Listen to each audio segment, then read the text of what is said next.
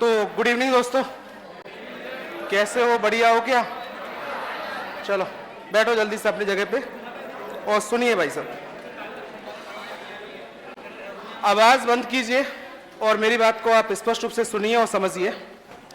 Third grade का batch है आपका, लेवल फर्स्ट है, सही बोल रहा हूँ क्या? और आपको इतना तो पता चल ही गया होगा कि मैं आपको पढ़ाऊंगा साइंस। क्या पढ़ाऊंगा? देखो सुनो इस तरीके से, आज फर्स्ट डे है, तो आज की क्लास के अंदर कोई आवाज वैसे नहीं आ रही। आज फर्स्ट डे है तो हम दो काम करेंगे। पहला, सिलेबस पे डिस्कस करेंगे कि आपका सिलेबस क्या कहता है आपसे।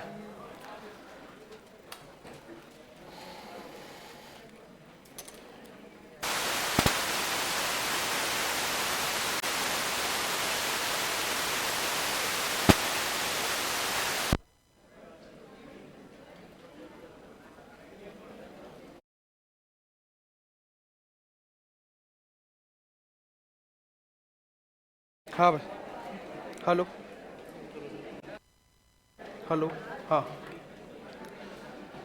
तो आज की क्लास के अंदर, हाँ आप ठीक है, आज फर्स्ट डे है तो सिलेबस क्या है, एक तो सबसे पहले यही डिस्कस करेंगे कि आपका सिलेबस क्या कहता है आपसे एग्जाम का। उसमें से आप सबको इतना तो सबको पता है कि हमारी एग्जाम के अंदर आपके सिलेबस के अंदर से साइंस में से कितने क्वेश्चंस आएंगे? 5 आए। थर्ड ग्रेड में एक चीज बहुत अच्छा है कि सिलेबस फिक्स सिलेबस है आपका। ये पता है कि हमको टॉपिक कौन सा पढ़ना है और उस टॉपिक को हमको डिटेल से पढ़ना है। ये मैं कह ही देता हूं आपसे कि ज्यादा कुछ टेंशन लेने की जरूरत नहीं है। सिलेबस मैं पढ़ाऊंगा आपको, यही क्लासरूम में याद रहेगा आपको, केवल आपको शिद्दत से समझना है एक एक चीज को। ये मेरा काम रहेगा। ये 100% आपसे बोल देता हूं कि जितना आप पढ़ोगे उतना याद भी होगा और 100% एग्जाम में क्वेश्चन करके भी आओगे। अब तुम्हारे ही मन में ही नहीं हो तो वो अलग बात है, कसम ही खा रखी हूं पढ़ना ही नहीं तो वो अलग बात है। ये भी कह देता हूं कि सबसे पहले, हाँ सर पढ़ी होगी आपने किसी वैसे में, देख लेना बस, पहले तो सुन लो इस तरीके से। सबसे पहले जो बात है कि जब हम किसी एग्जाम की तैयारी करते हैं तो उसका सबसे पहले हमको सिलेबस पता होना चाहिए कि सिलेबस क्या है। आप कहो कि सिलेबस तो हमारा लिखा हुआ भी है, लेकिन लिखे हुए सिलेबस से हमको बहुत बार कोई चीजें क्लियर नहीं होती कि हमारे टॉपिक्स कौन कौन से हैं, किस बुक्स के टॉपिक्स दे रखे हैं हमारे सिलेबस के अंदर। एक तो आप सबको ये ध्यान रखना है कि हमारा एनसीईआरटी का सिलेबस है। किसका है? और एनसीईआरटी के अकॉर्डिंग ही पढ़ना है, उसमें से कोई क्वेश्चंस बाहर नहीं जाता एग्जाम के अंदर। फर्क इतना पड़ता है कि आप कहते बहुत हो हम एनसीईआरटी के हिसाब से पढ़ते जरूर है, लेकिन पढ़ते नहीं हो। पिछली बार का जो पेपर लगा है, कुछ लोग मुझसे पहले पढ़े भी हैं इस क्लास के अंदर, सेम क्वेश्चंस आपके कॉपी के अंदर है, नोट्स के अंदर वो सेम मिलेंगे। अब की बार ये जरूर बता देता हूं, मैं बहुत दिनों के बाद लेवल फर्स्ट में आया हूं, ठीक है? ये बैच मैंने, तुम भी क्या याद रखोगे, पढ़ाई देते हैं तुमको। हाँ नहीं, वास्तविकता है। अभी तक तो मैं, अगर मैं बात करूं, ज्यादातर मैं पिछली बार इस लेवल फर्स्ट को पढ़ाया, आपके पास ज्यादातर सेकंड लेवल को ही पढ़ा रहा था मैं, लेकिन मैंने कहा तुम भी क्या याद रखोगे, तुमको पढ़ाई देते हैं। हाँ 100%। तो सुनो अच्छी तरीके से। सबसे पहले और काम की बात, सिंपल सी बात है, कभी कभी टाइमिंग मैच नहीं हो पाता है। अब टाइमिंग की मैच होने के कारण से मैंने कहा चलो एक क्लास लेवल। तो सबसे बड़ा काम यह है कि आपका सिलेबस आपसे क्या कहता है और किस बुक्स का और कितने नंबर से आपको क्वेश्चन पूछने के चांसेस रहेंगे, किस पार्ट में से। पहले के सिलेबस के अंदर जो पिछली बार एग्जाम लगी है, लास्ट एग्जाम, उसके अंदर भी एक चीज फिक्स थी। कुछ लोग हवा हवा में पढ़ के जा रहे थे, मैंने कहा हर चीज डिटेल से पढ़नी है भाई साहब। जब किसी एग्जाम का सिलेबस फिक्स हो जाता है ना, सिलेबस फिक्स होने का मतलब है टॉपिक फिक्स होना। दो तरह का सिलेबस होता है, एक सिलेबस तो होता है कि जनरल कोई बात लिख दी जाए, और एक सिलेबस होता है टू दी पॉइंट सिलेबस। जब किसी चीज का आ जाता है तो बहुत अच्छे लेवल से क्वेश्चंस आते हैं। आपके लेवल फर्स्ट के अंदर पिछली बार भी एग्जाम में बहुत अच्छे लेवल के क्वेश्चन पूछे गए हैं। आपको पता हो कि हिपेरिन का क्वेश्चन आया था। बहुत से लोग तो यही नहीं पता था कि ब्लड भी है हमारे सिलेबस के अंदर। कुछ लोगों की गलती भी की है पढ़ने के लिए। मैंने कहा भी था कि भाई साहब परिवहन के अंदर ब्लड आता है, लेकिन कुछ लोग कर रहे थे सर हमारे कुछ नोट्सों को देखा है हमने, परिवहन नहीं है। मैंने कहा मैं क्या पढ़ाता हूं ये एग्जाम के बाद पता चलेगा, और ये स्वाभाविक बात है, हिपेरिन में से क्वेश्चन आया था बात को। इसीलिए कुछ न्यूमेरिकल टाइप में भी क्वेश्चन आए। हर तरह का टॉपिक्स है, तो अपन डिटेल से बात करेंगे। तो सबसे पहले मैं आपको कुछ सिलेबस के बारे में बता देता हूं। आपको सिलेबस जो है साइंस का ये 3 पार्ट में डिवाइडेड है। कितने पार्ट में? 3। सबसे पहला पार्ट आता है जिसको बोलते हैं बायोलॉजी। क्या बोलते हैं? या इसी को हम बोला जाएगा जीव विज्ञान। पहले इसी की बात करते हैं। आपके एग्जाम में 5 क्वेश्चंस आते हैं, तो लगभग मेरा मन कहता है कि लगभग 2 से 3, ये तो फिक्स है कि लगभग 3 क्वेश्चन तक आ सकते हैं। वो किसमें से आ सकते हैं? बायोलॉजी। कितने आ सकते हैं? हाँ, अब एक हो सकता है काम। क्या? ये तो कंफर्म है कि 2 तो आएंगे ही आएंगे, इनमें तो कोई संशय है ही नहीं कि बायोलॉजी में से कितने आएंगे? 2। कभी कभी एग्जामिनर इतना जरूर कर सकता है कि या तो केमिस्ट्री में से 2 दे दे और फिजिक्स में से, या फिजिक्स में से 2 दे दे, केमिस्ट्री में से 1, या बायोलॉजी में से कितने देते हैं? 3, और फिजिक्स और केमिस्ट्री में से ये कर सकता है बड़ा। लेकिन इन सब बातों को बताने का मतलब मेरा ये है कि ये तो कंफर्म हो ही गया कि ज्यादा क्वेश्चन किसमें से आएंगे? समझ में आ रहा है कि मतलब इसको तो ढंग से पढ़ना ही पढ़ना है। बात को पढ़ना तीनों को ही है। तुमको मैं आपसे बिल्कुल कह सकता हूं, अभी मेरे बारे में ज्यादा सोचना नहीं है। आपको जब मेरा एक टॉपिक कंप्लीट हो जाए तब मैं आपसे पूछूंगा कि आपको याद है या नहीं, तब बताना है आपको मुझे। ये मेरा काम है सब कुछ याद कराना, क्वेश्चंस कराना। आपके 10 के 10 नंबर आए ये मेरी गारंटी है। बस कृपया करके आप बातों को, मेरे पास 2 चीजें मत करना। कोई जुगाड़ बता दो क्वेश्चनों का, समझ में आ रहा है? ये जुगाड़ उगाड़ कुछ नहीं होंगे, क्लासरूम में ही पढ़ना है आपको। और क्वेश्चंस कैसे बनेंगे वो साथ साथ में आपको बताते जाऊंगा। और एक टॉपिक कंप्लीट हो जाए, उससे संबंधित किसी भी बुक के किसी के क्वेश्चन निकाल के देख लेना, आपको दिक्कत नहीं होगी। बस ये आपसे कह दिया है। लेकिन थोड़ा सुनिए आप लोग गौर करके। आज मैं सिलेबस पे चर्चा कर रहा हूं तो सिलेबस पे करो, पूरी चर्चा सिलेबस पे नहीं करूंगा। थोड़ी देर की चर्चा है, फिर टॉपिक ही स्टार्ट करेंगे अपन। सुन लो इस तरीके से। ये कह रहा है कि ये तो फिक्स है कि 2 क्वेश्चंस तो आएंगे, अधिकतम कितने आ सकते हैं? 3। और 3 टॉपिक है हमारे पास। कौन कौन से? पहला एक तो है जीवों में परिवहन। अरे जीवों में क्या? परिवहन का मतलब होता है ट्रांसपोर्ट होना। क्या होना? एवं इसके साथ ही एक शब्द और जोड़ दिया उसने, श्वसन। पहले तो ये सुनो, मैं आपको ब्रैकेट में एक बात लिख देता हूं। ये दोनों पॉइंट हमारे 10th क्लास की बुक में। कौन सी बुक में? हमारा सिलेबस हमसे ये कहता है कि हमारा टिपिकल लेवल 10th तक का आ सकता है। क्या सही कह रहा हूं? क्या लिखा है नीचे एक लाइन में कि टिपिकल लेवल कहां तक हो सकता है? 10th तक का। आपका सबसे पहले काम है कि ये टॉपिक, मैंने कहा सबसे ऊपर का टॉपिक ले लिया। ऐसा नहीं कि 10th क्लास की बुक में, ये 7th में भी है। समझ में आ रहा है क्या? लेकिन सबसे अच्छा अपन पढ़ने की दृष्टि से बात करें, पढ़ने की तो हम और बड़े लेवल पे बात कर लेंगे, कोई दिक्कत नहीं है। लेकिन सबसे पहली बात है कि दोनों ही टॉपिक 10th क्लास की बुक में मौजूद है। सबसे पहले कौन है? एक टॉपिक नहीं है, आपको टॉपिक कितने हैं? 2। परिवहन का मतलब क्या होता है? इसके अंदर एक टॉपिक शामिल होगा जिसका नाम है रक्त परिसंचरण तंत्र। क्लियर करो, कौन सा? Blood circulatory system. क्यों शामिल किया? पहले तो ये बात को समझो आप लोग। परिवहन का मतलब होता है ब्लड का बहना। किसका बहना? टॉपिक का नाम बोलो, क्या आगे बोलो? मतलब रक्त परिसंचरण का मतलब है कि रक्त हमारे शरीर में किस तरीके से प्रवाहित होता है। और अगर मैं ये कहूं कि रक्त हमारे शरीर में किस तरीके से प्रवाहित होता है, तो इस टॉपिक के अंदर भी 2 टॉपिक शामिल है। कितने छापेंगे? इसमें वास्तविकता में बात करूं तो एक टॉपिक नहीं है, 2 टॉपिक पढ़ने पड़ेंगे आपको। और एक टॉपिक होगा पहले नंबर का जिसका नाम होगा ब्लड। अरे क्या होगा? ब्लड, जिसमें से आपसे इस साल क्वेश्चन आ भी चुका है। और एक शामिल होगा जिसका नाम है हार्ट। अरे क्या? हार्ट। हार्ट ही बोलते हैं, वैसे हम हार्ट बोल देते हैं, शब्द इंग्लिश में हार्ट ही होता है। इसको हृदय बोलते हैं। क्या बोलते हैं? हृदय। देखो क्यों शामिल हुए, क्या प्रवाहित हो रहा है? लेकिन इस रक्त को हमारे शरीर में फ्लो करने का काम या प्रवाहित करने का काम कौन करता है? हार्ट। तो पहला टॉपिक, दूसरा टॉपिक, इसमें कम से कम 5 से 6 घंटे लगेंगे। बोलो कितने घंटे? कम से कम 4 से 5 घंटे इसमें लगेंगे। किसमें? हार्ट में। समझो अच्छी तरीके से। उसके बाद एक टॉपिक कौन आया? और इसके अंदर भी मैं बात करूं तो ये तो अपने आप में श्वसन का एक टॉपिक है जिसमें 4 घंटे लगेंगे लगभग। कितने घंटे? 4। मतलब श्वसन में से भी एक क्वेश्चन आ चुका था एग्जाम के अंदर, पिछली साल एग्जाम के अंदर। अच्छा क्वेश्चन था, खूब नोट्सों में एक सारणी बना रखी थी, उस सेम सारणी में से क्वेश्चन आया था। कैसे पूछेगा ध्यान रखना। वहां भी पादपों में से पूछा था, क्योंकि वहां मौजूद था अपनी बुक्स के अंदर। जब एनसीईआरटी पढ़ोगे तो पादपों के बारे में भी जानकारी दे रखी, तो मैं अपने आप समझाऊंगा आपको।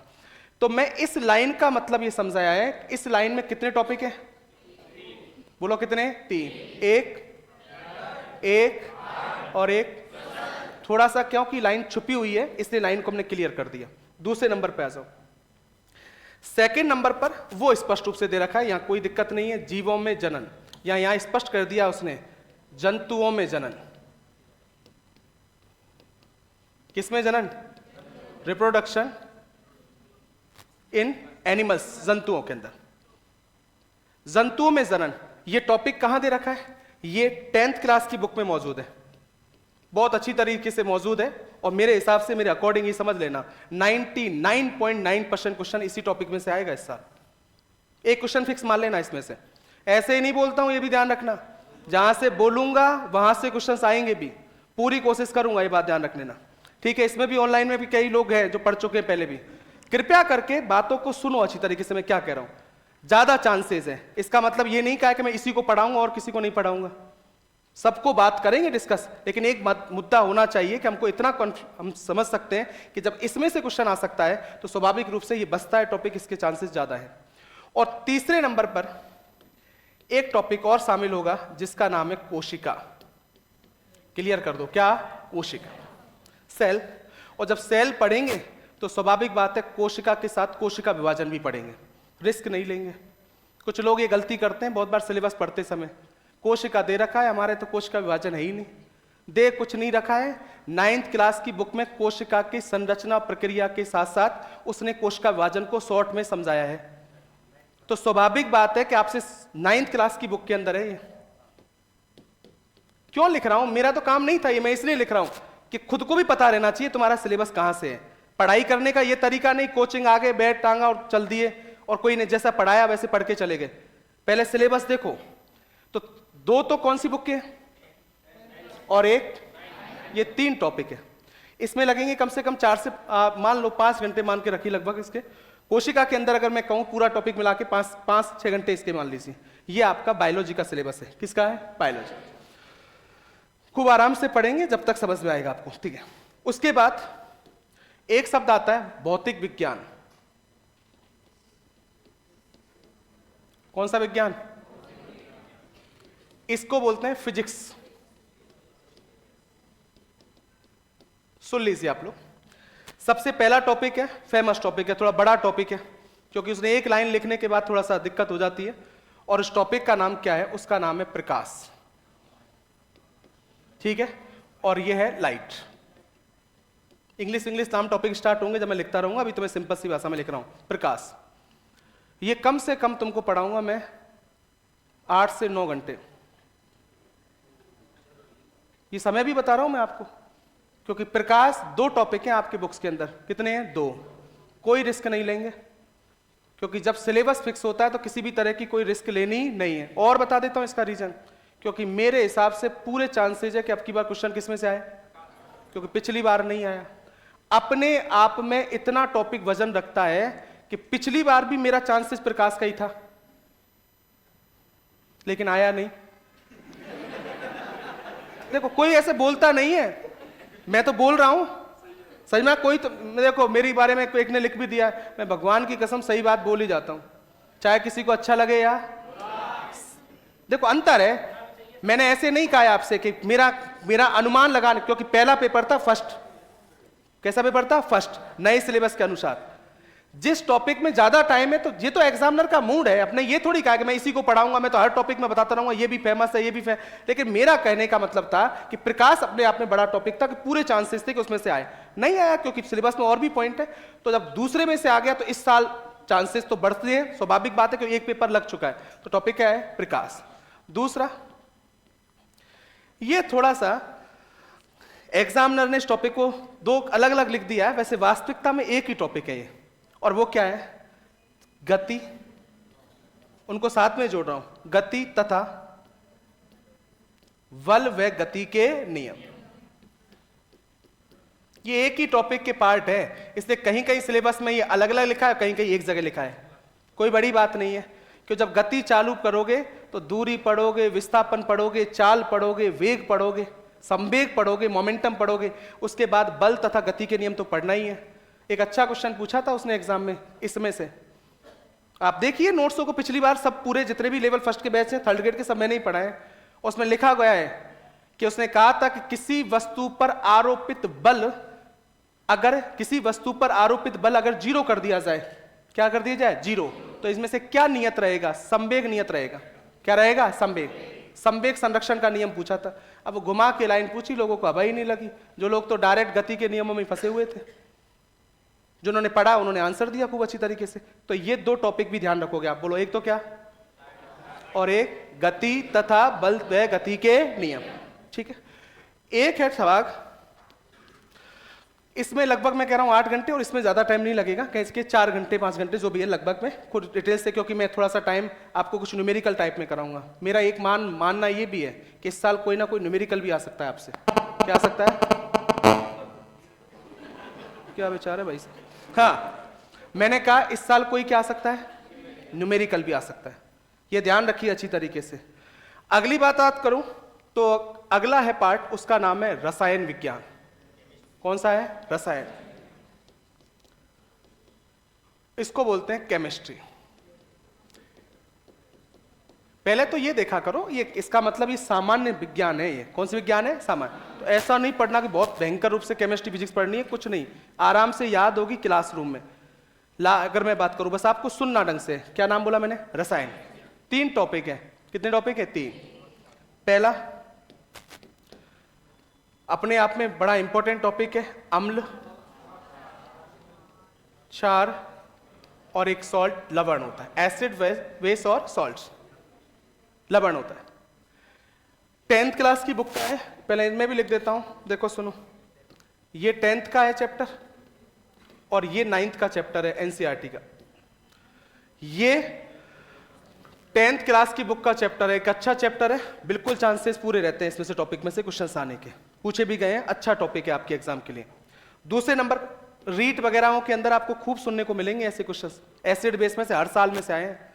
लिटमस पत्रों के क्वेश्चंस आते हैं, हमेशा से ही कंफ्यूज करते रहते हैं, कौन सा गुलाबी रंग देगा, बैंगनी एग्जाम तक लाल पीले रंग हो जाते हैं। ठीक है, क्योंकि सिंपल फंडा है, क्योंकि एक बार में कॉन्सेप्ट को क्लियर करते ही नहीं है। तो वो भी वही बात करेंगे अपन। क्या है अगला? 2nd नंबर पर इसी के अंदर आएगा, और उस टॉपिक का नाम क्या है? वो है तत्व, यौगिक और मिश्रण, मिक्सचर जो होता है, एलिमेंट है, कंपाउंड है, मिक्सचर्स है। और ये 9th क्लास की बुक का चैप्टर है, सिंपल सा टॉपिक है। और इस टॉपिक में से मैं बता देता हूं सबसे इंपॉर्टेंट बात क्या है। हमेशा रीट की एग्जामों में आप देखे भी आए हो, हमेशा एक क्वेश्चन आपने देखा होगा, मिश्रण से घटकों को पृथक करने की विधियां आती हैं। क्या आती हैं? विधियां। सीटेट में आप कुछ सुन लोगे इन चीजों को। अब अगर मैं बात करूं, अपकेंद्रण विधि, पृथक्करण विधि, आसवन विधि, प्रभाजी आसवन विधि, वहां से फेमस क्वेश्चन रहता है, फिक्स रहता है क्वेश्चन हमेशा के लिए। तो एक टॉपिक वो भी इंपॉर्टेंट। अभी हम सिलेबस पे भी टॉपिक पे डिस्कस कर रहे हैं, फिर एक एक करके बात करेंगे। और तीसरे नंबर पर एक छोटा सा टॉपिक है, कोई बड़ा टॉपिक नहीं है, और वो नाम है भौतिक व रासायनिक परिवर्तन, फिजिकल एंड केमिकल चेंज। छोटा सा इसलिए बोला है कि ये तत्व यौगिक मिश्रण वाला चैप्टर है ना, इसी के पीछे लिखी हुई लाइन है, कोई अपने आप में एक चैप्टर नहीं है, तो उसने अलग से बांट दिया है। और बिल्कुल ये फेमस हो भी जाता है आजकल बहुत सी एग्जामों के अंदर, ये 9th क्लास की बुक में ही दे रखा है, बहुत बार आता है ये टॉपिक। सबसे पहले सिलेबस से ये पता चलता है भाई साहब कि एक तो हम टिक कराते रहते हैं कि आपको पता चल जाए कि हमारे सिलेबस कौन सी स्थिति में पहुंच चुका है, कितना हो चुका है। दूसरी बात, मैंने बुक्स के नाम लिख दिए, तो इसका मतलब आप मुझसे एक क्वेश्चन पूछोगे, उसका आंसर भी सुन लो। आप मुझसे कहोगे कौन सी बुक पढ़नी चाहिए मार्केट की, तो मैं आपसे ये कहूंगा सबसे अच्छी बुक है आपकी एनसीईआरटी। क्या है? आप उसको पढ़िए।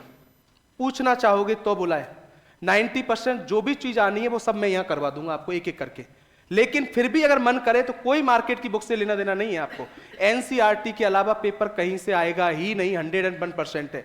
इसी साल का नहीं, पिछले 10 साल के पेपर जो भी रीट वगैरह में लगे हैं, थर्ड ग्रेड का मतलब ये नहीं है कि बहुत बड़ा स्टैंडर्ड है पेपर का, वही तरीका है, बस थोड़ा सा क्या किया है, रीट का स्टैंडर्ड डाउन कर दिया है। समझ में आ रहा है? रीट का स्टैंडर्ड और थोड़ा थर्ड ग्रेड का स्टैंडर्ड उसको थोड़ा सा डिफर कर दिया, मतलब पूछने का तरीका वगैरह सब सेम रहेगा, बस टॉपिक फिक्स है। और ध्यान रखना एक फिक्स हो गया कि क्वेश्चंस कितने आएंगे, 5। तो पहले आप सिलेबस लिख लीजिए, आप लोग लिखो नीचे।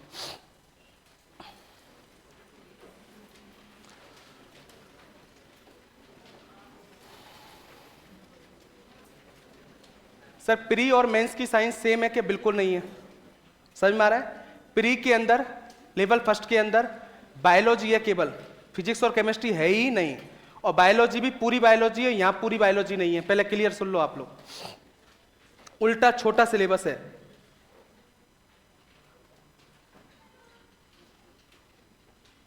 जी विज्ञान। यहां एक काम करना, पहले लाइन यही लिखो, जीवों में परिवहन एवं श्वसन। मैं सेट करवा दूंगा आपको। पहला यही लिखो, जीवों में परिवहन एवं श्वसन।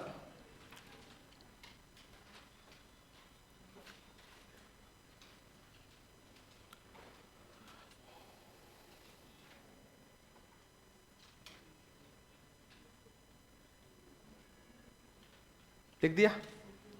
जीवों में परिवहन एवं श्वसन, transport and respiration in organism, जीवों में। यहां एक काम करना, ये लाइन तो क्लियर है, ये थोड़ी सी क्लियर नहीं है, तो इसके नीचे लिख दो रक्त परिसंचरण तंत्र।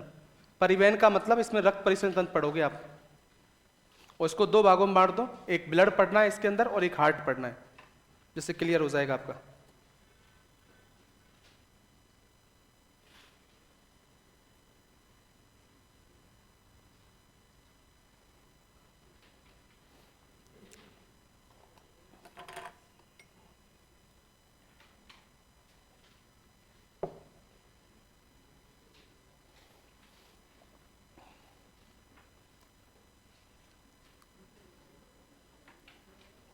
सेकेंड नंबर पर जंतुओं में जनन लिख देना, रिप्रोडक्शन इन एनिमल्स।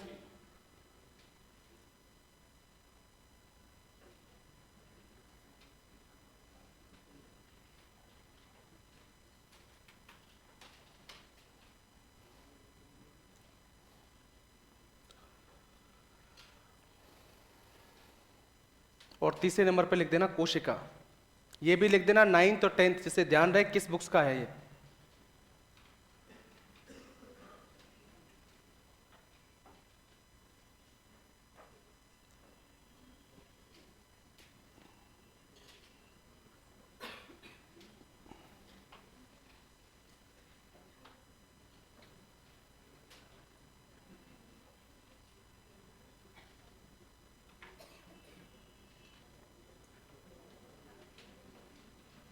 कंप्लीट रहेगा आप सबका?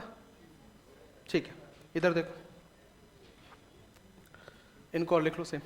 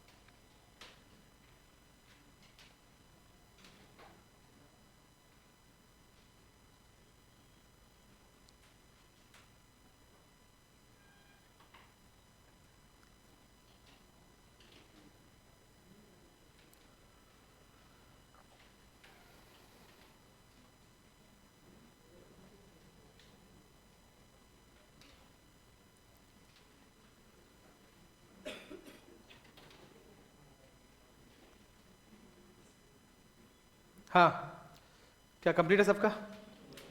एक बार कंप्लीट कर लो जल्दी से।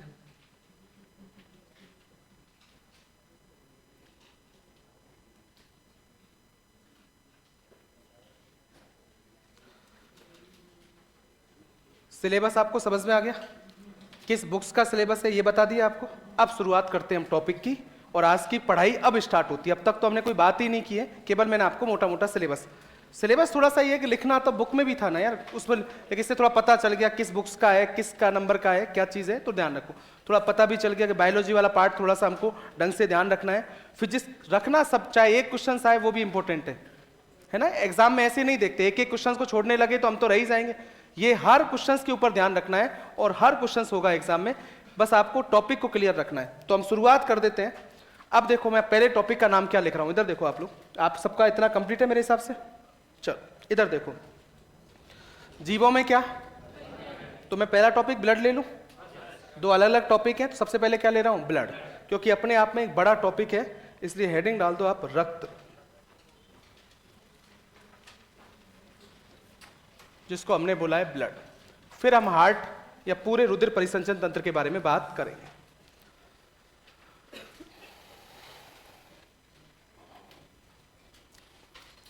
अब मैं शुरुआत पढ़ाने की कर रहा हूं, उसके बाद उससे पढ़ने से पहले मैं आपको फिर एक दो बातें बोल रहा हूं। मैं फिर बोल रहा हूं, आज फर्स्ट डे था, इसलिए मैंने आपसे पहले ही बोला है कि आज मैं बीच बीच में आपसे बातें करूंगा ज्यादा। कल से मैं सीधा टू द पॉइंट आपसे पढ़ाने के अलावा मैं ज्यादा बीच में बात कम करूंगा, आपको ध्यान रख लो, क्योंकि आज मुझे बताना है कि आपको पढ़ना कैसे है, क्या तरीका होता है, बात को समझो अच्छे तरीके से। आपको ये नहीं सोचना है जब मैं कोई लाइन लिखवा रहा हूं वो याद कैसे होगी, वो मेरा काम है। समझ में आ रहा है क्या? आपको ये सोचना है कि जो लाइन मैं लिख रहा हूं क्या वो लाइन आपको समझ में आ रही है, या समझ में आ रहा है? कुछ शब्द टफ आए कोई नहीं घबराना है, सब मेरा काम है याद कराने का। मैं जब टॉपिक कंप्लीट होगा, 5 घंटे का टॉपिक लेके चल रहा हूं मैं, लगभग 5 से 6 घंटे, तब मैं आपसे पूछूंगा क्या आपको याद है या नहीं। उस दिन आप मुझे क्लियर कर देना याद है या नहीं। समझ में आ रही है मेरी बात? लेकिन पहले कृपया करके ये सुन लो, मैं केवल खुश रखने के लिए नहीं पढ़ाता हूं, मैं इसलिए पढ़ाता हूं कि एग्जाम में तुमसे क्वेश्चन 100% हो, और उसके लिए आप एक एक लाइन को बहुत स्पष्ट रूप से सुनिए। देखो इधर, सबसे पहले रक्त के बारे में कुछ सामान्य सी जानकारी है, कुछ 4-5 क्वेश्चन है, तो डायरेक्ट पहली लाइन से आ जाते हैं। पहला क्वेश्चन, आपसे पूछा जाए कि रक्त क्या है, तो हमेशा याद रखना रक्त एक तरल संयोजी ऊतक है। कौन सा ऊतक है? Fluid connective tissue. सबको इंग्लिश नाम नहीं लिखने, जिनको जरूरत होगी वो अपने आप लिख लेंगे ना।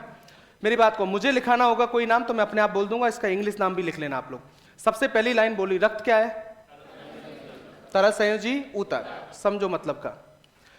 शरीर की संरचनात्मक एवं क्रियात्मक इकाई होती है कोशिका। बोलो क्या?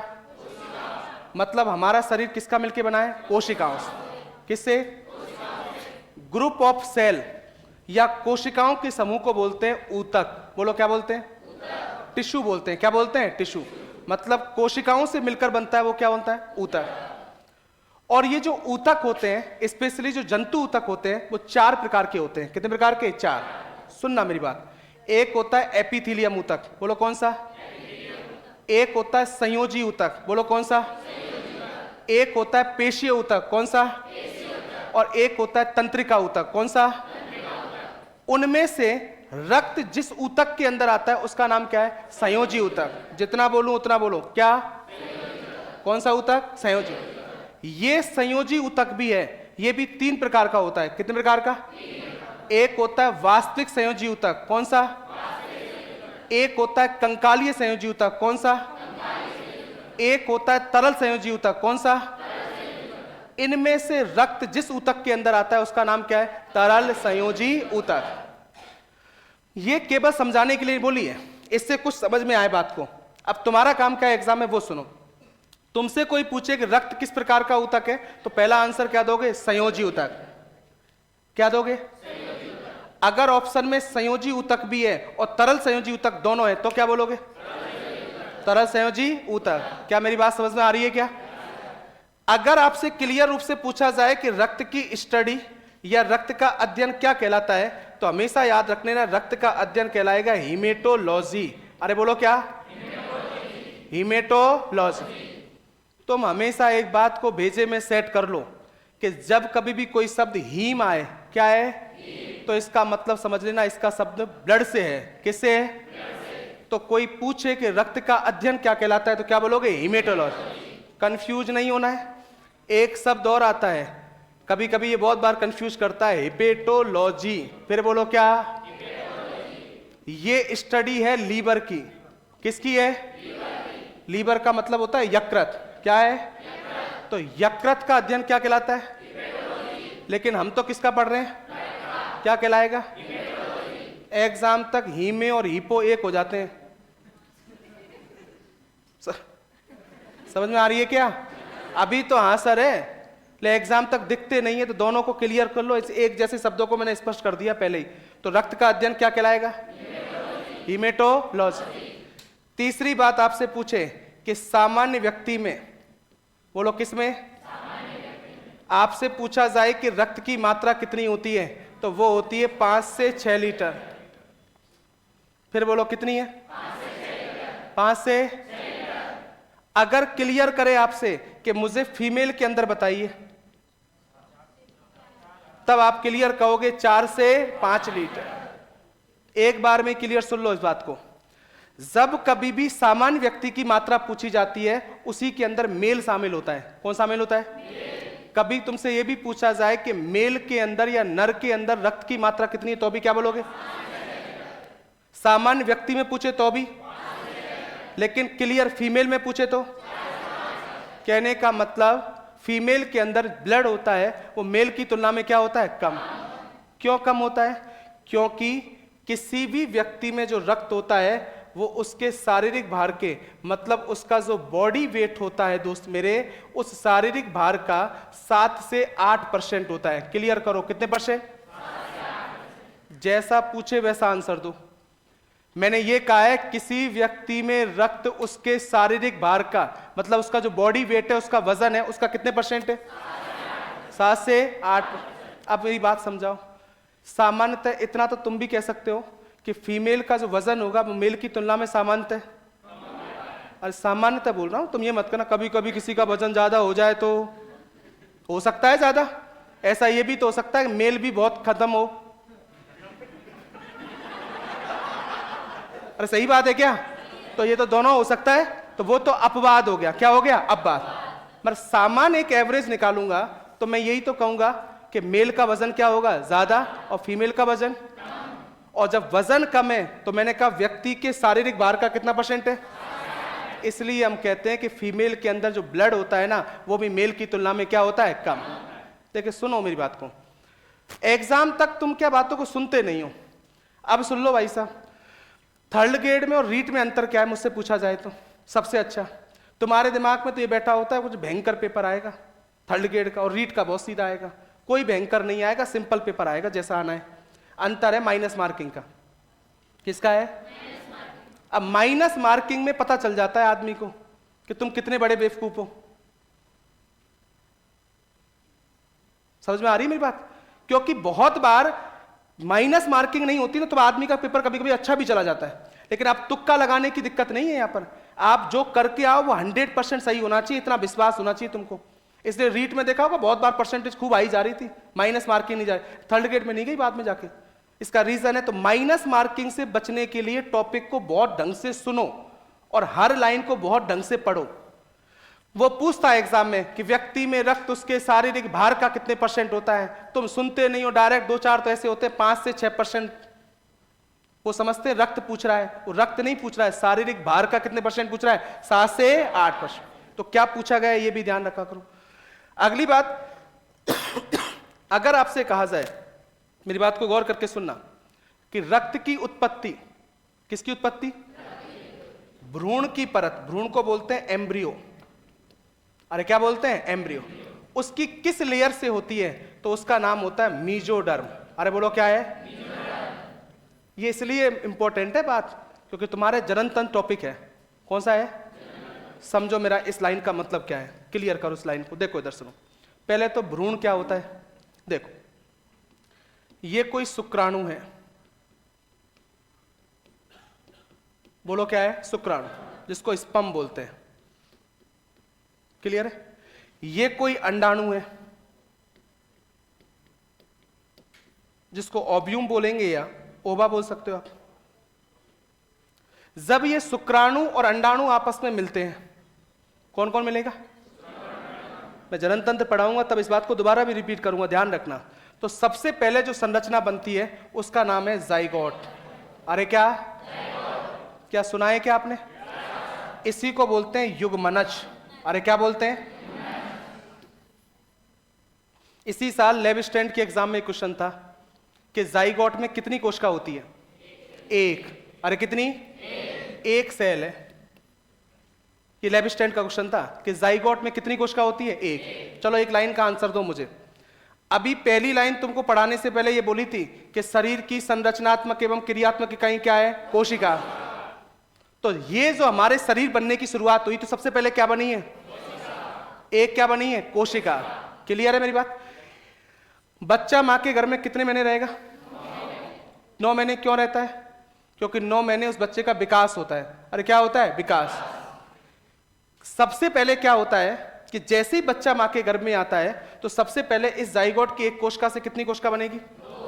2 से 4 से 8 से 16 से 32 से 64 से 128 से।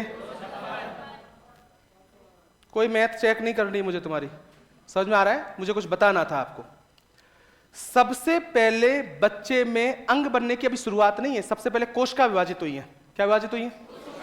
समझो मेरी बात को। इसलिए एक बात समझो आप लोग, जब कभी भी बच्चा मां के गर्भ में आ जाए, बच्चा मां के किस में आ जाए? गर्भ में, तो एक किट आती है, उससे पता लगा दिया जाता है कि बच्चा मां के गर्भ में है। अरे सही बात है क्या? उस किट का नाम होता है HCG। क्या होता है? किट से पता लगने के बाद डॉक्टर कहता है कि बच्चा मां के गर्भ में तो है, लेकिन वो कंफर्म नहीं करता इस बात को कि बच्चा है या नहीं। तो वो सोनोग्राफी नहीं कराता है कभी डॉक्टर। वो कहेगा आपकी सोनोग्राफी 1.5 से 2 महीने में करेंगे। कितने महीने में? पहली सोनोग्राफी 1.5 से 2 महीनों में होती है। इसका रीजन है, उस समय अगर सोनोग्राफी करवा भी लेते ना तो पता नहीं चलता बच्चा मां के गर्भ में है या नहीं, क्योंकि शुरुआत के 25 दिन के अंदर बच्चा का हार्ट बन के तैयार होता है। क्या बन के होता है? हार्ट। और जब सोनोग्राफी जब करता है 1.5 से 2 महीने में डॉक्टर, तो सबसे पहले हार्ट बीट देखता है। क्या देखता है? Heart beat. और जब हार्ट बीट सुनाई देती है तब समझ जाता है बच्चा मां के गर्भ में है। तो यही वो स्थिति है कि सबसे पहले कोशिकाएं विभाजित हो रही हैं। क्या हो रही हैं? कोशिका। और जब ये 256 कोश की अवस्था आती है तो सबसे पहले उस भ्रूण में या उस बच्चे में 3 लेयर बनती है। कितनी लेयर? सबसे पहली परत उसका नाम है एक्टोडर्म। क्लियर करो, बोलो कौन सी? बीच वाली है मीजोडर्म। बोलो कौन सी है? मीजोडर्म। सबसे अंदर एंडोडर्म। कौन सी है? एंडोडर्म। ये भी आपके टॉपिक है, इसको मैं दोबारा लिखवाऊंगा सेम इसको, लेकिन अभी क्लियर कर लो मेरी बात। मैंने कहा सबसे पहले बच्चे में कितनी परत बनी? सबसे बाहर, बीच में, सबसे अंदर। ये जो 3 परतें बनी, इन 3 परतों के द्वारा ही शरीर के अलग अलग अंगों का निर्माण होता है। अलग अलग अंगों का क्या होता है? निर्माण। उनमें से मैं ये कह रहा हूं कि रक्त की उत्पत्ति भ्रूण की किस परत से हुई? किससे? अब छोड़ दो इस बात को, हटाओ।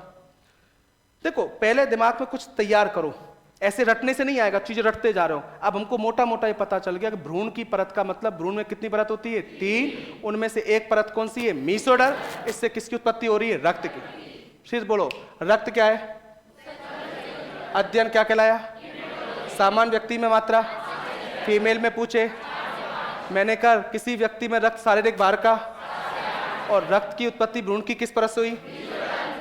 क्लियर है? एक और बात और सुनो, अगर आपसे कभी यह भी पूछा जाए कि बताइए रक्त का पीएच, मैं लिख देता हूं तुम्हारे मन की बात 7.4। ठीक है, यह भी लिख देता हूं मैं आपको साहित्य में कि यह होता है हल्का क्षारीय। लेकिन समझो इसका मतलब, वैसे तो आपके सिलेबस के अंदर अम्ल क्षार लवण वाला टॉपिक है और उसके अंदर ये टॉपिक मिलेगा आपको, कौन सा? पीएच।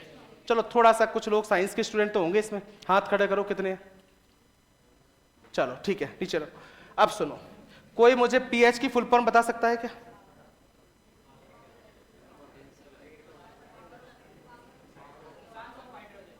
पुशांस ऑफ हाइड्रोजन, बोलो पोटेंशियल ऑफ हाइड्रोजन। देखो सुनो, बहुत बार पूरी जिंदगी निकल जाती है हमारी, लेकिन ये पता नहीं चलता पीएच की फुल फॉर्म क्या है। ये जो पीएच है ना, समझो अच्छी तरीके से, ये बहुत गलती करते हैं, हजारों बार सुन के आते हैं इसको। इसकी फुल फॉर्म होती है पोटेंशियल ऑफ हाइड्रोजन। क्लियर? सुनो क्या है पोटेंशियल ऑफ हाइड्रोजन। मतलब ये होता है कि हाइड्रोजन आयन की सांद्रता मापने के लिए जिस स्केल का उपयोग किया जाता है उसको क्या बोलते हैं? पीएच। लेकिन बहुत से लोग इसको पावर ऑफ हाइड्रोजन बोलते हैं, क्योंकि अपना ही दिमाग लगाते हैं कि पी के ऊपर एच है और एच पावर है, तो इसको पावर ऑफ हाइड्रोजन बोलते हैं। जब ये एग्जाम में आया हुआ क्वेश्चन है हाल ही में, तुम्हारी सुविधा का भी पूरा ध्यान रखा गया। पहले ऑप्शन में पावर ऑफ हाइड्रोजन ही दिया। क्या दिया? Power of hydrogen. और दूसरा ऑप्शन था पोटेंशियल ऑफ हाइड्रोजन। तो क्या होगी? Potential of hydrogen. समझो मेरी बात, ये बात मैं आपको क्लियर तो केमिस्ट्री में करूंगा, लेकिन थोड़ा सा मैं मोटी मोटी जानकारी दे रहा हूं क्योंकि मुझे जरूरत है आपको पता नहीं। पहले समझो आप, रक्त का पीएच कितना है? मैंने क्या लिख दिया? अभी तो मैंने लिख दिया और आप रट भी लोगे, लेकिन मैं नहीं भी लिखता तो भी आपको बताना चाहिए था कि रक्त हल्का कैसा होगा? क्षारीय। इसका रीजन क्या है? सिंपल सी भाषा में समझा रहा हूं, डिटेल से तो वहीं बताऊंगा टॉपिक के साथ।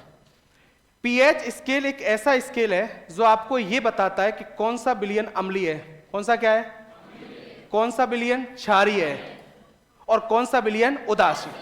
इसका पता लगाने के लिए हम किसका उपयोग करते हैं? PH scale.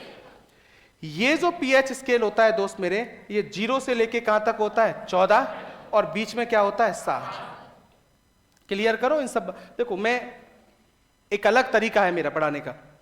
जब मैंने कहा है कि आपको 100% क्वेश्चंस कराऊंगा कि 100% आपसे सही होंगे, तो इसका एक तरीका भी मैं एक बात को 50 बार रिपीट करता रहूंगा, जिससे आपको चलते फिरते क्वेश्चंस क्या रह जाए? याद। मोटा मोटा एक बात बताओ, पीएच स्केल कहां से कहां तक होगा? 0 से। अगर कभी पीएच का मान 0 से 7 के बीच में आए, बोलो किसके लिए? तो आप क्या बोलोगे? अम्लीय है। अगर 7 से 14 आए तो कैसा होगा? क्षारीय। एग्जैक्ट 7 हो तो इसका मतलब तुम समझ गए क्या? फिर मैं बोलता हूं तुमसे, क्या समझ में आया? मैं कहूं तुमसे किसी के पीएच का मान 2 है तो बताओ कैसा होगा? किसी के पीएच का मान 5.4 है तो, 0 है तो, 8 है तो, 9 है तो, 14 है तो, एग्जैक्ट 7 है तो, इसका मतलब आपको बात समझ में आ गई क्या? अब हमको जब ये पता चल जाए कि कौन एसिड है, कौन बेस है, कौन अम्लीय है या कौन क्षारीय है, तो हमको ये भी पता होना चाहिए कि वो स्ट्रॉन्ग है कि वीक है। फिर सुनो, स्ट्रॉन्ग है या मतलब प्रबल है या दुर्बल है। इसका एक नियम काम करता है, देखो, कि जब हम 0 से 7 की ओर पीएच का मान बढ़ाते हैं, बोलो किधर की ओर? 0 से। तो हमेशा याद रखना, ये जो अम्लता है ना, ये घटती है। ये कथन आएगा आपको कि पीएच के संदर्भ में क्या सही है और क्या गलत है। मैंने ये बोला है कि 0 से 7 की ओर जाने पर पीएच का मान, मैंने कहा 0 से 7 की ओर जाने पर अम्लता क्या होती है? घटती है। जबकि 7 से 14 की ओर पीएच का मान बढ़ाने पर क्षारकता की बात करूं तो ये क्या होती है? बढ़ती है। थोड़ा समझो इस बात को अच्छी तरीके। 0 से 7 की ओर जब आप पीएच का मान क्या कर रहे हो? बढ़ा रहे हो, तो अम्लता क्या हो रही है? इसका मतलब एक बात बताइए मुझे, किसी के पीएच का मान 0 है, अरे बोलो क्या है? 0, वो प्रबल अम्लीय होगा कि दुर्बल अम्लीय? सही है बात? क्योंकि आगे जाने पर अम्लता, और किसी के पीएच का मान 5 से 7 के बीच में होगा तो वो दुर्बल अम्लीय। क्या मेरी बात समझ में आ रही है? 7 से 14 की ओर मान बढ़ाने पर क्षारकता, इसका मान, जिसके पीएच का मान कितना है? 14 है, वो कैसा होगा? प्रबल क्षारीय। और इसीलिए आप मुझे बताइए, रक्त का पीएच कितना है? तो क्या बोल दिया इसको? क्या बोलेंगे कि नहीं बोलेंगे? तो अगर भूल भी जाओ तो खुद आंसर दे सकते हो क्या? चलो हटाओ। तो सिंपल सी भाषा में एक बार चीज को पढ़ा, उसको यहीं दिमाग में सिंपल सी भाषा में याद करो। रक्त एक कैसा ऊतक है? रक्त का अध्ययन क्या कहलाया?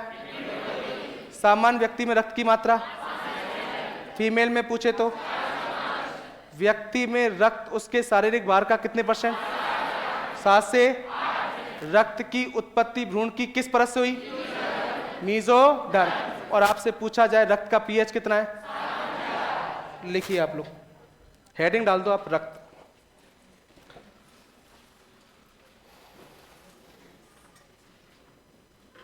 रक्त लिखवाऊं भाई साहब? फर्स्ट पॉइंट लिखो आप लोग। एक और नियम सुनो आज फिर दोबारा। देखो, मैं फिक्स आपसे बोल देता हूं, आज फर्स्ट डे मैंने पहले बात में इस बात बोला है, मेरा मकसद होता है कि जब मैं किसी बैच को पढ़ाता हूं तो वो बच्चे को, हर जो क्लास में बैठा उसको, हर किसी को याद रहना चाहिए, हर किसी से क्वेश्चन होने चाहिए। उसके लिए मैं कुछ नियम बनाता हूं कि उसको इस तरीके से चलना है आपको। जब कॉपी में लिखो ना, तब भी मन से लिखना है। याद करने का सबसे अच्छा तरीका है कि जब कॉपी में कोई लाइन लिख रहे हो ना, तो उसको समझो भी कि हम क्या लाइन लिख रहे हैं। अगर ऐसा करोगे तो अपने आप चीजें क्या रहेंगी, याद। तो मन से लिखना है एक एक लाइन को, है ना, कि क्या समझा था, इस लाइन का मतलब क्या है। ऐसा नहीं कि मैं लिखा रहा हूं और तुम लिख रहे हो, उसको जियो लाइन को, कि क्या लाइन का मतलब है, लिखो नीचे आप इसमें। पहला पॉइंट, रक्त एक तरल संयोजी ऊतक है।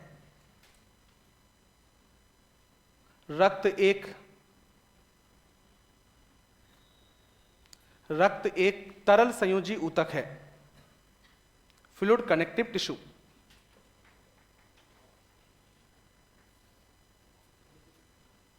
ठीक है, नेक्स्ट पॉइंट लिखो, रक्त का अध्ययन, स्टडी ऑफ ब्लड। रक्त का अध्ययन, डैश लगा के लिखो, हीमेटोलॉजी। हीमेटोलॉजी।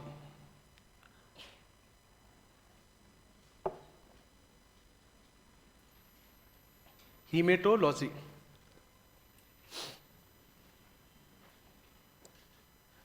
नेक्स्ट लिखोगे आप लोग, सामान्य व्यक्ति में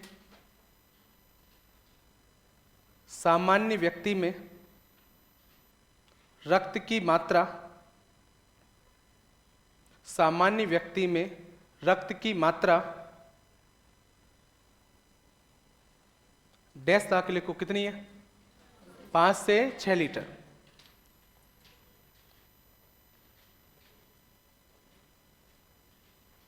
और इसी के नीचे फीमेल के अंदर लिख दो 4 से 5 लीटर। जहां 5 से 6 लीटर लिखा उसके नीचे लिखो शॉर्ट में, फीमेल के अंदर 4 से 5 लीटर। जैसे मैंने लिखा ऐसे लिखो।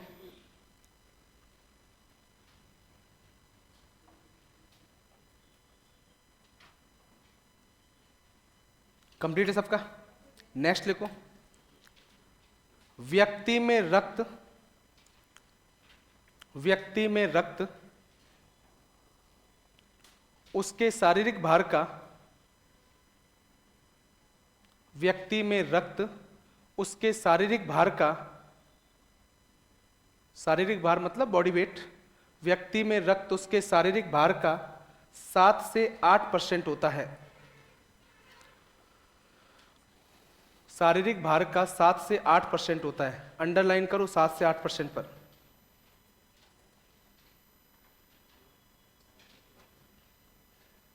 नेक्स्ट लिखो, रक्त की उत्पत्ति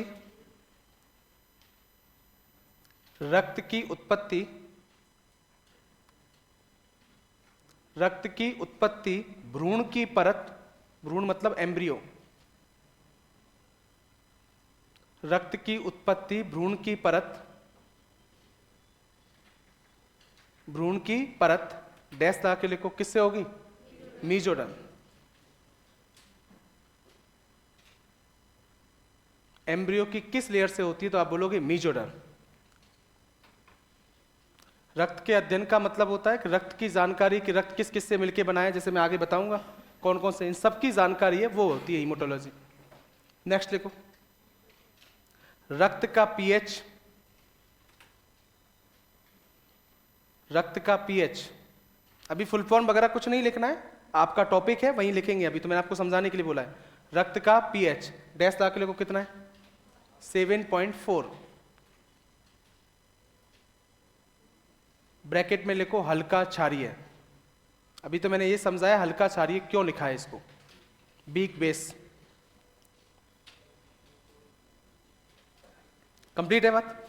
चलो ये बात को सुनो, यही याद करते चलो, ज्यादा कुछ दिमाग में लोड, घर जाके बस 15 से 20 मिनट पढ़ लिया करो साइंस को, ज्यादा कोई लोड वोड, ज्यादा आधा घंटे, सब कुछ यहीं पढ़ेंगे आप, तो थोड़ा ध्यान रखिए आप लोग। अभी तो नॉर्मल जानकारी मिली कि रक्त का ये चीजें होती हैं, अब आता है कि रक्त में क्या क्या होता है और किन किन चीजों को हमको पढ़ना है। तो देखो टॉपिक सुनिए आप लोग, टॉपिक रक्त चल रहा था, और इस रक्त के अंदर मेनली दो चीजें होती हैं, आपने सुना होगा। तो एक तो आता है रक्त के अंदर प्लाज्मा,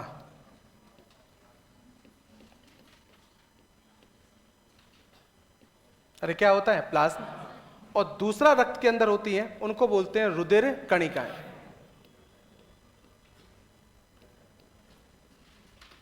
रुधिर कणिकाएं मतलब इनको बोलते हैं ब्लड कार्पल्स।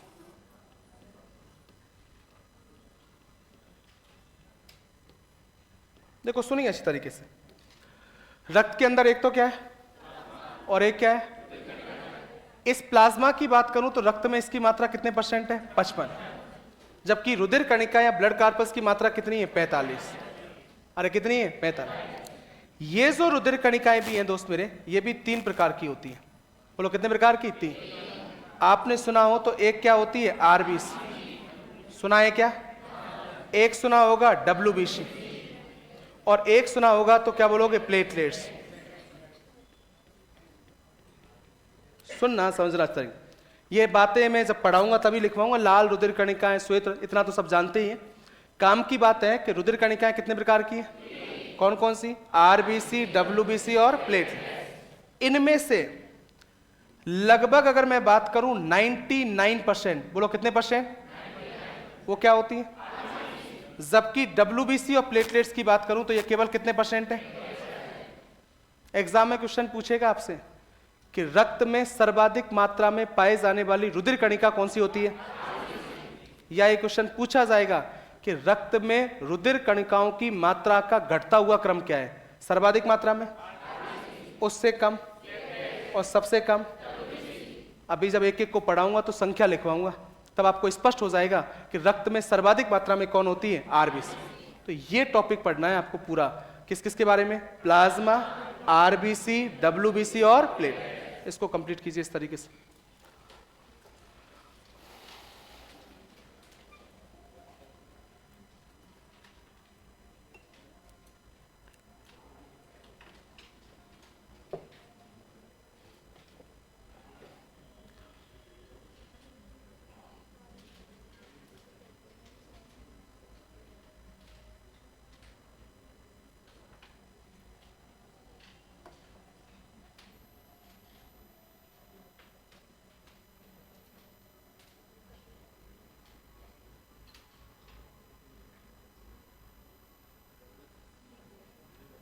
प्लाज्मा है और एक रुधिर कणिका है।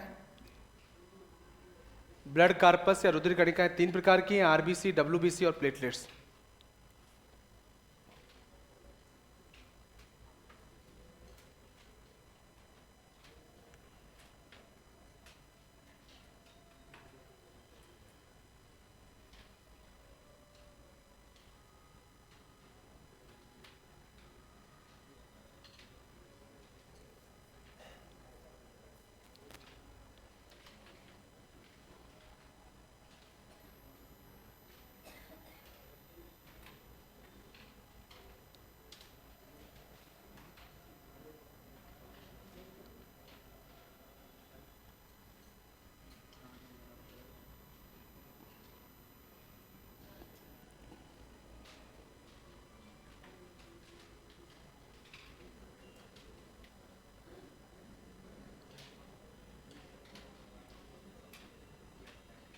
क्या आप सबका कंप्लीट है इतना? तो मुझे बताइए सबसे पहला पॉइंट क्या मिलेगा आपको? क्या है? हेडिंग डालो आप लोग, प्लाज्मा।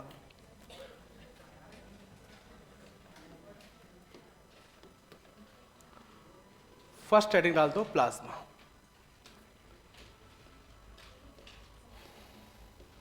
यहीं से क्वेश्चन आया था पिछली बार आपका, ठीक है, और इसी के बारे में आप डिटेल से बताता हूं। देखो सुनो से, वैसे तो क्वेश्चन बहुत जगह बनता है, वो शब्द ऐसा शब्द था जो हजारों बार सुनने को मिलता है, जो एग्जाम में आया था, लेकिन यहाँ सुनिए अच्छी तरीके से। अब आप सीधे बैठ जाइए और आपका पहला पॉइंट स्टार्ट होता है जिसके बारे में हम डिटेल से बात करते हैं ना।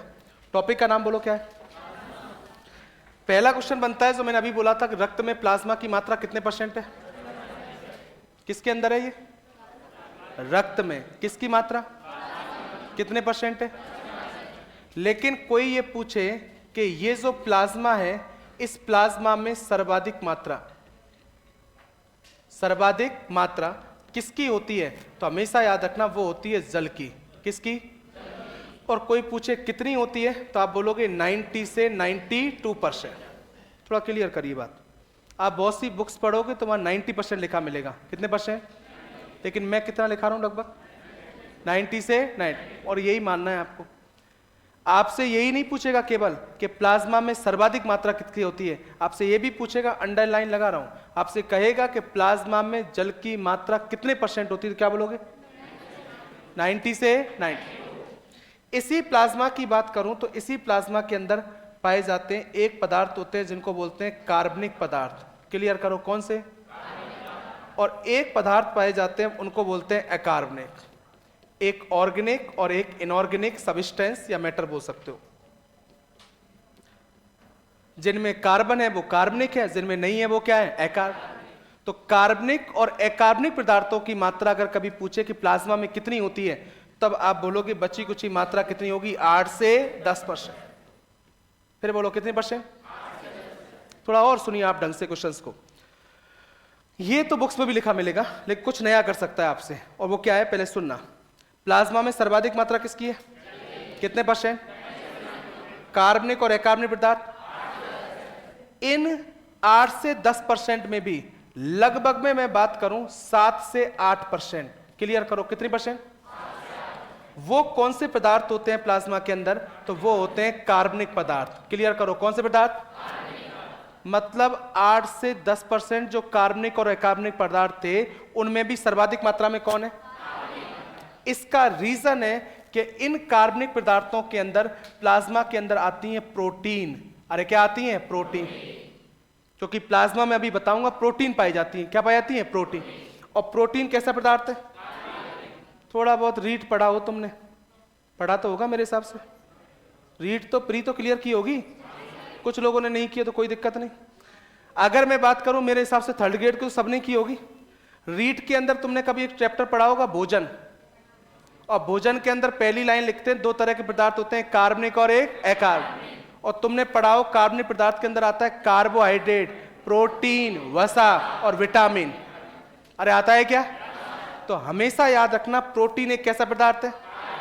और इस प्लाज्मा के अंदर इन कार्बनिक पदार्थ जो प्रोटीन है ना, इनकी मात्रा कोई पूछे लगभग कितने % है, तो क्या बोलोगे? 6 से 7%।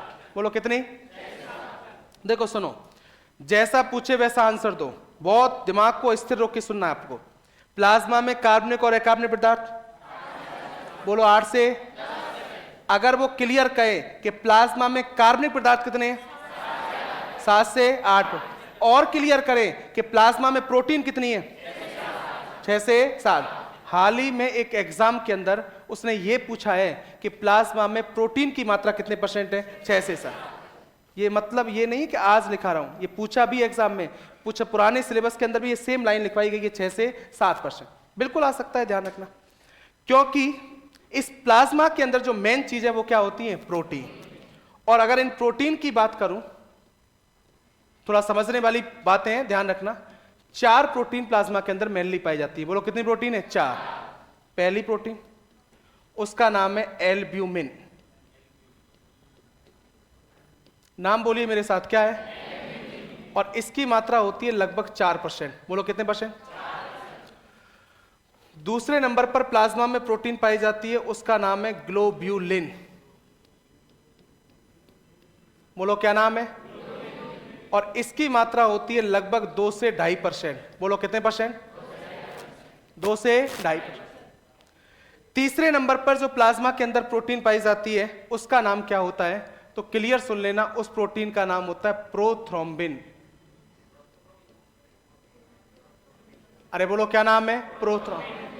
और चौथे नंबर पर प्लाज्मा के अंदर प्रोटीन पाई जाती है, उसका नाम क्या होता है? उसका नाम होता है फाइब्रिनोजन। फिर बोलो क्या नाम है? और इन दोनों की बात करूं तो ये दोनों की दोनों होती हैं 0.3%। अरे 0 पॉइंट कितनी होती है? 3। सुनना ढंग से ना। पहला काम, पहला क्वेश्चन, आपसे कोई ये पूछेगा कि इनमें से कौन सी प्रोटीन है जो प्लाज्मा में पाई जाती है या नहीं पाई जाती? बोलो कितनी प्रोटीन है? फिर बोलो पहले का नाम, दूसरी, तीसरी और चौथी। फिर बोलो पहले नंबर पर एल्ब्यूमिन, बोलो क्या है? दूसरी ग्लोब्यूलिन, कौन सी है? तीसरी प्रोथ्रोम्बिन और चौथी। तो मुझे क्वेश्चंस का आंसर दो डायरेक्ट। चलो, अगर तुमसे कोई ये पूछे कि प्लाज्मा में सर्वाधिक मात्रा में पाई जाने वाली प्रोटीन कौन सी है? बोलो कितने परसेंट है? किसी की परसेंटेज आपको याद करनी नहीं है, ये मैंने केवल समझाने के लिए बताया, जिससे आपको ये पता चल गया कि कोई भी पूछे कि प्लाज्मा में सर्वाधिक मात्रा में पाई जाने वाली प्रोटीन कौन सी, तो क्या बोलोगे? एल्ब्यूमिन। थोड़ा और सुनिए आप लोग ढंग से। ये जो ग्लोबुलिन प्रोटीन है, बोलो कौन सी है? ये 3 प्रकार की होती है। कितने प्रकार की? 3। एक जिसको बोलते हैं अल्फा ग्लोबुलिन, बोलो कौन सी है? इस सिंबल को बोलते हैं अल्फा। क्या बोलते हैं? अल्फा। एक होती है जिसको बोलते हैं बीटा ग्लोबुलिन, कौन सी है? बीटा। और एक होती है जिसका नाम है गामा ग्लोबुलिन। अरे कौन सी? गामा। ये बाई नहीं है, सिंपल सी बात है, एक लाइन क्या होगी ऊपर बढ़ चुकी है तो इसको गामा बोलते हैं। क्या बोलते हैं? गामा। फिर गौर करके सुनो, ग्लोबुलिन प्रोटीन कितने प्रकार की है? एक, एक और एक। सुनना और समझना एक बात, मैं पहला क्वेश्चन आपको तैयार कराता हूं। पहले ये किसी भी एग्जाम का, आपकी नहीं कोई भी एग्जाम हो, छोटी से छोटी, बड़ी से बड़ी, किसी भी एग्जाम का एक फेमस क्वेश्चन बनता है कि बहुत बार पूछता है कि प्लाज्मा में कौन सी प्रोटीन कहां पाई जाती है। तो हमेशा याद रख लो प्लाज्मा में जितनी भी प्रोटीन पाई जाती है, 3 तो ये और 2 ये प्रोटीन, ये जो प्रोटीन, ज्यादातर प्रोटीन पाई जाती है प्लाज्मा के अंदर, इन सब के बारे में कोई पूछे निर्माण, बोलो क्या बोला मैंने? निर्माण। या पूछेगा संश्लेषण, फॉर्मेशन या सिंथेसिस पूछे, वो कहां होता है, तो क्लियर याद रखना ये होगा यकृत में। अरे कहां? यकृत, जिसको बोलते हैं लीवर में। अरे क्या बोलते हैं? लीवर। जैसे आपसे कहे कि एल्ब्यूमिन प्रोटीन का निर्माण, प्लाज्मा में पाई जाने वाली एल्ब्यूमिन प्रोटीन का निर्माण कहां होता है? अल्फा का पूछता तो भी, बीटा का पूछेगा तो भी यकृत। और अगर इन दोनों की बात करूं, इन दोनों प्रोटीन के बारे में भी पूछा जाए, प्रोथ्रोम्बिन और फाइब्रिनोजन, ये फेमस है, बहुत आएंगे एग्जामों में, ध्यान रखना। इनका निर्माण भी कहां होता है, तो भी बोलोगे यकृत। अरे कहां? केवल किसको छोड़कर? बोलो कौन सी? जो कुछ अलग है उसी के पूछने के चांसेस भी क्या है? ज्यादा। और कोविड-19 की वजह से ये बड़ा इंपॉर्टेंट भी हो जाता है, और इसलिए ध्यान भी रखना कि अगर गामा ग्लोबुलिन की पूछे कि इसका निर्माण कहां से होता है, तो क्लियर याद रखना इसका निर्माण होता है लिम्फोसाइट से। क्लियर करो, बोलो किससे? आप कहोगे सर ये लिम्फोसाइट क्या होती है, तो ये एक प्रकार की WBC है। क्या है? सुना है क्या किसी ने? कोविड में बहुत बार लिम्फोसाइट शब्द आता था। क्या आ रहा था? लिम्फोसाइट। वैसे तो मैं WBC पढ़ाऊंगा तब बताऊंगा 5 प्रकार की WBC होती है, उनमें से एक WBC का नाम क्या है? लिम्फोसाइट। अब देखो ऐसे याद मत करो आप लोग, अगर चीजों को बिना सोचे समझे याद करोगे ना, याद नहीं होगी। आप पहले ही, मैंने आपसे फिर बोला है, आज थोड़ा सा समय भी कम था, तो मैं पूरा टॉपिक होता क्लियर तो वो तो नहीं हो पाएगा, क्योंकि प्लाज्मा में कंप्लीट करता, लेकिन समय कम था, सिलेबस बताना था इसलिए। लेकिन सबसे पहले आपका काम ये होता है, शब्दों से नहीं डरना। जैसे कुछ शब्द बढ़ते जा रहे हैं दिमाग में, आई कैसे याद होंगे, उनकी चिंता नहीं करनी, वो सब मेरा काम है। आपको केवल सुनना है ढंग से। आपका पहला काम यह है कि आपसे पूछे कि प्लाज्मा में कौन कौन सी प्रोटीन पाई जा रही है, तो आप बोलोगे प्लाज्मा में कितनी प्रोटीन है? 4। पहली बोलो, दूसरी ग्लोबुलिन, तीसरी प्रोथ्रोम्बिन, चौथी फाइब्रिन। क्लियर है क्या? ये हजारों बार आता है क्वेश्चन। दूसरा क्वेश्चन सुनो, प्लाज्मा में सर्वाधिक मात्रा में पाए जाने वाली प्रोटीन कौन सी? एल्ब्यूमिन। तीसरा क्वेश्चन, प्लाज्मा में जितनी भी प्रोटीन, ऐसे याद करो आप लोग, प्लाज्मा में जितनी भी प्रोटीन पाई जाती है उन सबका निर्माण कहां होता है? ऐसे बोलो, कहां होता है? केवल किसको छोड़कर? गामा को छोड़कर। किसको? उसका निर्माण लिम्फोसाइट। अलग अलग याद करोगे तो भूलोगे, समझ में आ रहा है? इसको भेजे में ऐसे ही सेट कर लो कि प्लाज्मा में जितनी भी प्रोटीन पाई जा रही है उनका सबका काम सबका निर्माण यकृत। केवल गामा ग्लोबुलिन ऐसी है जिसका निर्माण कहां होता है? लिम्फोसाइट्स। किससे? लिम्फोसाइट्स। पहले इतना लिखो क्योंकि मैं कार्य देखता हूं, अगर टाइम बचता है तो लिखवाऊंगा। पहले लिखिए आप लोग, हेडिंग डालो प्लाज्मा।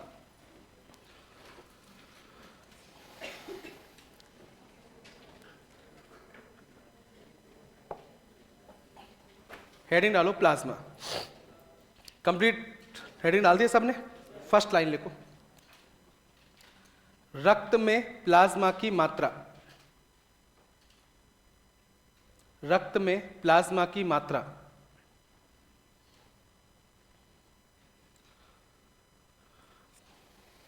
रक्त में प्लाज्मा की मात्रा डैश ला के लिखो, कितनी है? कितने परसेंट है? 55%।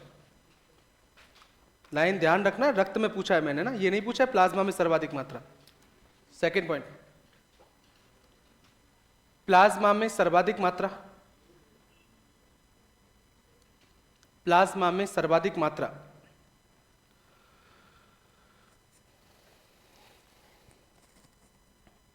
प्लाज्मा में सर्वाधिक मात्रा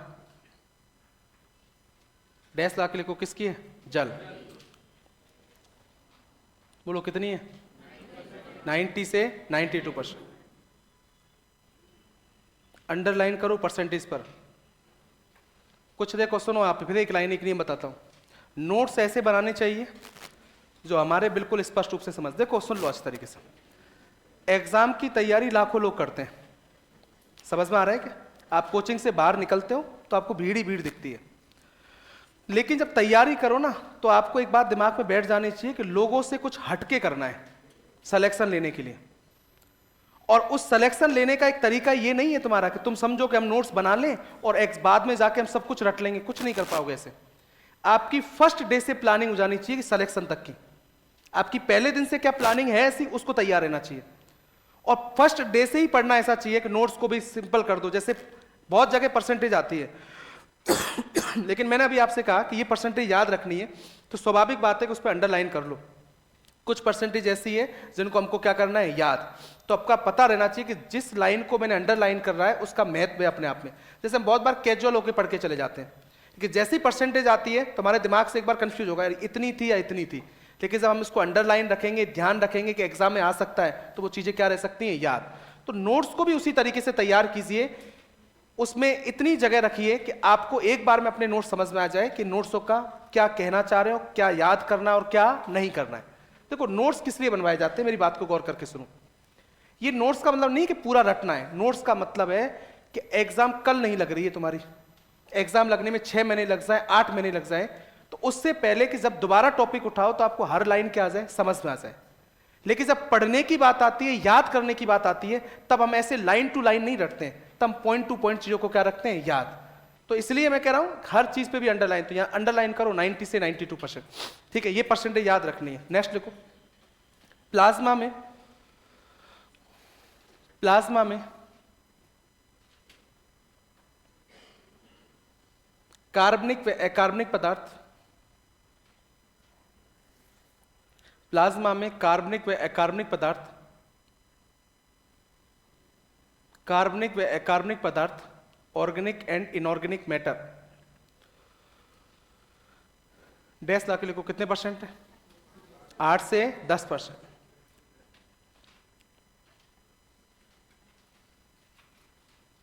नीचे लिखो इसके, इसी लाइन के अंदर एरो लगा के लिख लो नीचे, प्लाज्मा में कार्बनिक पदार्थ, प्लाज्मा में कार्बनिक पदार्थ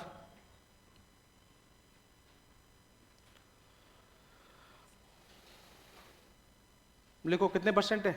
7 से 8%।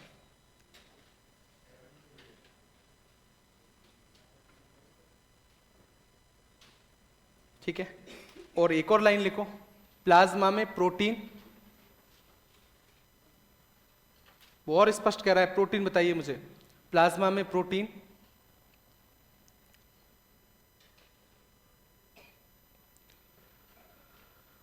और डैश लगा के लिखना 6 से 7%। 6 से 7%। खुद ही देखो 6 से 7% है क्या? बोलो, पता चल रहा है कि तुमको प्लाज्मा में 6 से 7% प्रोटीन है? कैसे? आगे लिखा हुआ है। ये कितने परसेंट है? ये 2 से 2.5 मतलब 4 से 6 हो गया लगभग, और फिर 0.03 पॉइंट, तो स्वाभाविक बात है लगभग कितने बोलोगे? 6 से 7%। नेक्स्ट आइए, एक हेडिंग डालो, प्लाज्मा में प्रोटीन। प्लाज्मा में प्रोटीन, प्लाज्मा में प्रोटीन।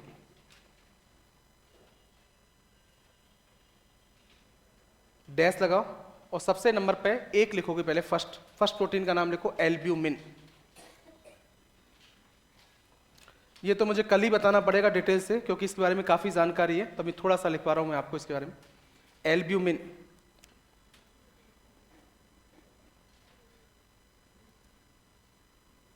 लिख दिया एल्ब्यूमिन। ब्रैकेट में समझने के लिए 4% लिख दो, समझने के लिए, आपको कोई रटना नहीं है। 4% लिख लो, 4% लिख दिया। डैश लगा के सामने लिखो पहला पॉइंट,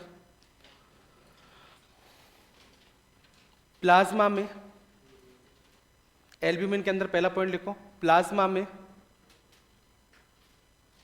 सर्वाधिक मात्रा में, प्लाज्मा में सर्वाधिक मात्रा में पाए जाने वाली प्रोटीन है। प्लाज्मा में सर्वाधिक मात्रा में पाए जाने वाली प्रोटीन है।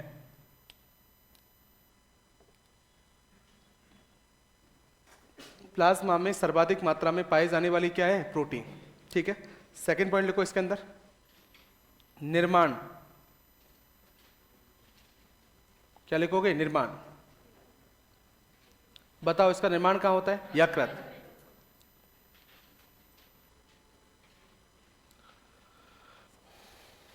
अब थोड़ा सा एक बात को सुनिए, अब रुक जाइए आप लोग, क्योंकि लिखाना मुझे कल ही पड़ेगा, मुझे समझाना है कुछ बात आपको। ये जितनी भी प्लाज्मा में प्रोटीन पाई जा रही है, इन सब प्रोटीन का अलग अलग कार्य है। अलग अलग क्या है? कार्य। और वही सबसे फेमस क्वेश्चन बनता भी है। अगर मैं आपको बताऊंगा कि पिछली बार जो एग्जाम में क्वेश्चन आया, वो कितना अंदर जाके उसने क्वेश्चन को पूछा है, पढ़ते समय हमको लगता है कि यार बहुत कम से काम चल जाए, कोई नहीं चलेगा, आपको बहुत स्पष्ट रूप से पढ़ना पड़ेगा। सबसे मैंने उल्टा स्टार्ट कर रहा हूं, क्योंकि सबसे पहले इंपॉर्टेंट कार्य इन दोनों प्रोटीन के, बड़ा फेमस है ये, हजारों बार एग्जाम के लिए। ये कौन सी प्रोटीन है? और वो बोलो, ये वो तो प्रोटीन है प्लाज्मा के अंदर जो रक्त का थक्का बनाने में सहायक होती है। अरे रक्त का क्या बनाने में? थक्का, जिसको बोलते हैं ब्लड क्लॉटिंग। अरे बोलो, क्या बोलते हैं? Blood clotting. थोड़ा समझो मेरी बात को, क्या मतलब होता है रक्त का थक्का का मतलब क्या होता है? ब्लड क्लॉटिंग का मतलब क्या होता है कि जब आपको कभी चोट लगती है, क्या लगती है? चोट। तो चोट लगने के बाद आपने एक बात देखी होगी, कुछ समय के बाद उस स्थान से ब्लड का बहना रुक जाता है, इसको बोलते हैं ब्लड क्लॉटिंग होना। ब्लड का क्या होना? क्लॉटिंग। या रक्त का क्या बनना? थक्का। या इसी को बोलते हैं स्कंदन होना रक्त का। अरे क्या होना? स्कंदन। कभी कभी तो शब्द ही कंफ्यूज कर जाएंगे, यही नहीं होता है कि स्कंदन का मतलब क्या होता है। स्कंदन बोलो, क्लॉटिंग बोलो, थक्का बोलो, बात एक ही है। और इसके लिए कोई पूछे कौन सी प्लाज्मा प्रोटीन सहायक होती है, तो एक का नाम क्या है? प्रोथ्रोम्बिन, और एक का नाम फाइब्रिन। तो बहुत बार एग्जाम में आएगा कि रक्त का थक्का बनाने में सहायक कौन सी प्रोटीन है, तो प्रोथ्रोम्बिन और फाइब्रिन। लेकिन और भी कार्य हैं, लेकिन सबके बारे में तो कल की क्लास में डिटेल से मैं लिखवा पाऊंगा, तो वहीं बताऊंगा। पहले बैठ जाओ सीधे, आपको मैंने छोड़ा नहीं है, सीधे बैठो। आज जितना पढ़ा है उसी के बारे में एक बार थोड़ा सा 2 मिनट में अपन डिस्कस कर लेते हैं। ज्यादा पढ़ा नहीं था क्योंकि समय भी कम था आज का क्लास का, तो पहले सुन लो आप लोग। जितना पढ़ा है क्लास के साथ ही रोजाना याद भी करेंगे, और आपका भी काम है रोजाना याद करके भी आइए। टॉपिक का नाम था रक्त। क्या नाम था? रक्त एक कैसा ऊतक है? तरल संयोजी ऊतक। रक्त का अध्ययन क्या कहलाया? सामान्य व्यक्ति में रक्त की मात्रा 5 से, फीमेल में पूछे तो किसी व्यक्ति में रक्त उसके शारीरिक भार का कितने %? रक्त की उत्पत्ति भ्रूण की किस परत से हुई? रक्त का पीएच कितना है? कहने का मतलब हल्का। रक्त के कितने भाग हैं? एक रुधिर कणिका। रुधिर कणिका कितने प्रकार की है? पहली, दूसरी, तीसरी। सही है क्या? कभी किसी टॉपिक को पढ़ने से पहले तो खुद को ही कुछ चीजें तो याद रहनी चाहिए। पहले तो सबसे पहले स्टार्ट किया प्लाज्मा, क्या चालू किया? प्लाज्मा की मात्रा ब्लड में कितनी है? प्लाज्मा में सर्वाधिक मात्रा कितनी है? 90 से। प्लाज्मा में कार्बनिक और अकार्बनिक पदार्थ 8 से। प्लाज्मा में प्रोटीन कितनी है? सीधे बैठ जाओ पहले। तो कैसे बैठोगे? सीधे। तुमसे प्रोटीन पूछी थी मैंने 6 से 7%। मतलब अभी तो ये एग्जाम तक ये कार्बनिक पदार्थ प्रोटीन एक हो गए। अभी तक तो एग्जाम तक तो पहुंचे नहीं हो। ऐसे मत करो कि जो बोल 7 से 8, ये इसलिए मैं आपको पढ़ा रहा हूं तो एक एक शब्द बोला है आपसे कि शब्द भी सुना करो क्या पूछा। अब माइनस मार्किंग हो गई है, उसमें यही ध्यान रखना होता है। प्लाज्मा में कार्बनिक पदार्थ और प्रोटीन पूछे तो 6 से। प्लाज्मा में कितनी प्रोटीन है? पहली बोलो, दूसरी, तीसरी प्रोथ्रोम्बिन, चौथी ग्लोबुलिन कितने प्रकार की है? पहली अल्फा, क्या? दूसरी, तीसरी। जितनी भी प्लाज्मा में प्रोटीन थी सबका निर्माण केवल किसको छोड़कर? गामा का निर्माण, लिम्फोसाइट। प्लाज्मा में सर्वाधिक मात्रा में पाए जाने प्रोटीन एल्ब्यूमिन, कौन सी? तो आज तो मैंने थोड़ा बहुत पढ़ा है, कल की क्लास में डिटेल से बात करता हूँ। धन्यवाद दोस्तों।